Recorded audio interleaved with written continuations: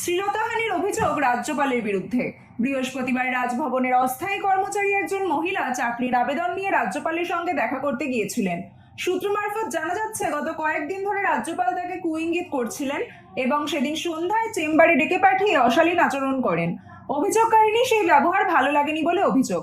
খবর পেয়ে রাজভবনে পৌঁছয় হেয়ার স্ট্রিট থানার পুলিশ। রাজভবন থেকে অভিযোগকারিনীকে থানায় আনা হয় এবং হেয়ার স্ট্রিট থানায় উপস্থিত হন কলকাতা পুলিশের উচ্চপদস্থ আধিকারিকরা এবং উল্লেখ্য ডিসি সেন্ট্রাল। তিনি নিজে থানায় গিয়ে জিজ্ঞাসাবাদ করেন ওই মহিলাকে এবং তারপরে অভিযোগের পরিপ্রেক্ষিতে ওই মহিলা থানায় লিখিত আকারে অভিযোগ দায়ের করেন। পুলিশ সূত্রে খবর, রাজ্যপালের বিরুদ্ধে অভিযোগ দায়ের হলেও ব্যবস্থা নেওয়া যাচ্ছে না। সংবিধানের ধারা 361 এবং ধারা 361 সাব ধারা 2 অনুযায়ী রাষ্ট্রপতি বা রাজ্যপালের বিরুদ্ধে কোনো রকম ফৌজদারি মামলা শুরু করা যাবে না বা তদন্ত করা যাবে না। পুলিশ রাষ্ট্রপতি বা রাজ্যপালকে জিজ্ঞাসাবাদ বা গ্রেপ্তারও করতে পারবেন না।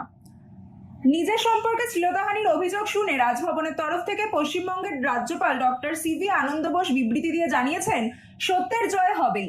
আমি প্রকৌশলী বর্ণনা দ্বারা ভয় পেতে চাই না।